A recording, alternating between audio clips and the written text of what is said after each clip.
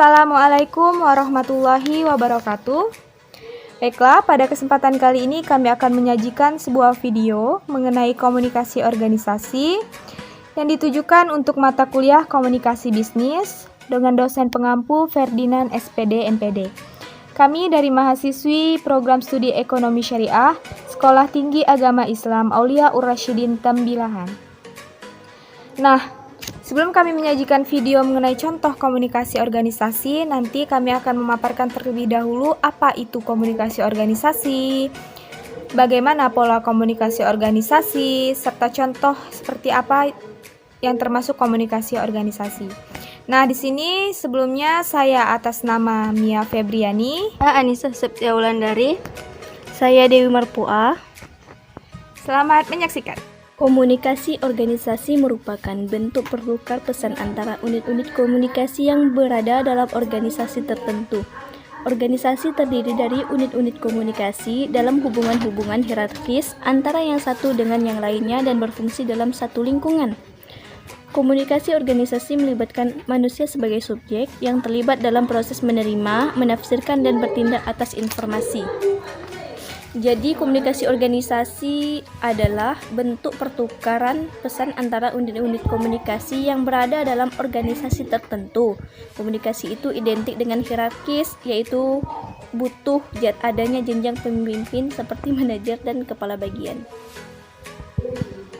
Pola komunikasi. Pola komunikasi merupakan suatu sistem penyampaian pesan melalui lambang-lambang tertentu. Pola komunikasi dikelompokkan menjadi dua, yaitu yang pertama, jaringan komunikasi formal, yang kedua, jaringan komunikasi informal. Jaringan komunikasi informal terbagi menjadi 4 bentuk. Yang pertama, komunikasi ke bawah, yang kedua, komunikasi ke atas, yang ketiga, komunikasi horizontal, yang keempat, komunikasi diagonal. Sedangkan jaringan komunikasi informal itu merupakan selain jaringan formal, arus pesan dapat melewati jaringan informal, yaitu jenis jaringan dalam struktur organisasi yang sebenarnya tidak diikuti secara resmi keberadaannya oleh manajemen. Jaringan komunikasi ini lebih dikenal dengan desas-desus atau kabar angin. Selanjutnya adalah contoh komunikasi organisasi. Adapun contoh komunikasi organisasi ini seperti adanya komunikasi antara kepala bagian dengan para bawahannya, atau adanya komunikasi antara direktur dengan para bagiannya lain. Selanjutnya, misalkan ketika terjadi suatu rapat atau diadakan rapat dalam suatu organisasi atau perusahaan, maka di situ terjadilah komunikasi organisasi yang melibatkan pihak-pihak yang terlibat dalam rapat tersebut. Nah, selanjutnya contoh lain, misalnya dalam suatu universitas atau baik negeri maupun tidak, adanya komunikasi antara kepala program studi dengan para mahasiswi dan para dosen guna mendiskusikan hal-hal yang perlu didiskusikan.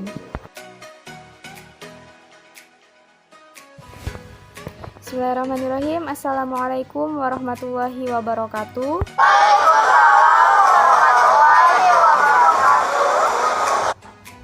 Alhamdulillah, pada kesempatan kali ini kita masih bisa berkumpul di sini guna membahas mengenai hal-hal yang perlu kita bahas terkait dengan kepentingan program studi ekonomi syariah kita ini.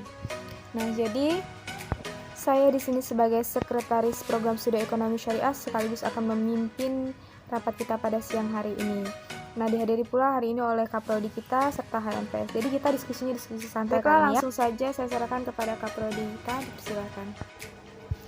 Terima kasih kepada Ibu Moderator yang telah memberikan waktunya kepada saya. Baiklah, pada kesempatan ini kita sama-sama berkumpul guna membicarakan mengenai permasalahan bagaimana kita mempromosikan kampus kita ini, yaitu kampus TAI Aulia Ur-Rasyidin. Poin yang pertama yaitu mengenai brosur.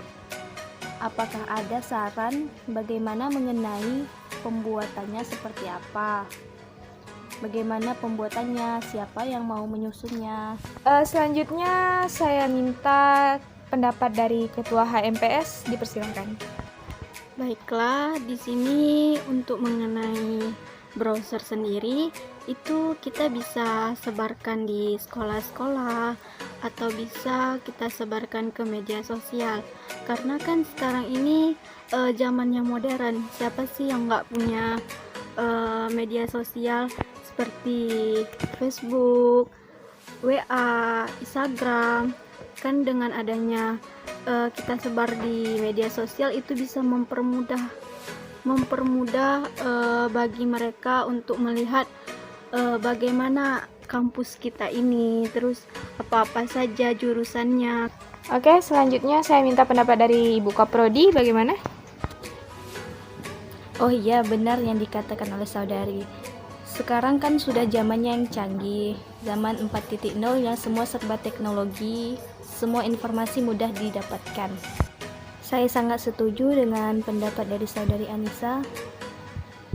Baiklah, selanjutnya kita bahas mengenai strategi promosi. Nah, bagaimana pendapat dari Kaprodi mengenai strategi? Baiklah, mengenai strategi ini saya berikan wewenang hak penuh kepada pengurus HMPS bagaimana cara yang terbaik. Baiklah, untuk strategi promosi seharusnya itu dilakukan baiknya kita datang langsung ke sekolah, kita mempromosikan secara langsung kepada mereka bagaimana bagusnya kampus TO Resident ini dan apa-apa saja jurusan yang ada di kampus kita ini, dan mungkin dengan adanya dosen yang ikut promosi itu mungkin lebih menjadi daya tarik yang akan membuat mereka lebih tertarik ke. Oke Bu, nih kebetulan ada masukan nih kalau nanti melakukan promosi diikutkan dosen. Lalu bagaimana tanggapan Ibu mengenai masukan tersebut? Ya, bagus. Saya sangat setuju. Baik, langsung saja kita tanyakan kepada dosen yang bersangkutan, apakah bersedia nih ikut turun langsung bersama HMPS dalam mempromosikan kampus? Iya, kami bersedia, kami ACC saja kalau harus turun langsung bersama mahasiswa dalam mempromosikan kampus. Baik, itulah tadi salah satu contoh komunikasi organisasi. Nah, sebelum kami menutup video ini, kami akan menyimpulkan terlebih dahulu. Komunikasi itu sangat penting dalam organisasi karena dengan adanya komunikasi itu bisa bertukar pikiran satu sama lain. Contoh dari komunikasi yang kami lakukan tadi adalah contoh komunikasi desentralisasi, di mana informasi tidak hanya didapat dari satu orang saja. Sekian penjelasan dari kami. Terima kasih. Assalamualaikum warahmatullahi wabarakatuh.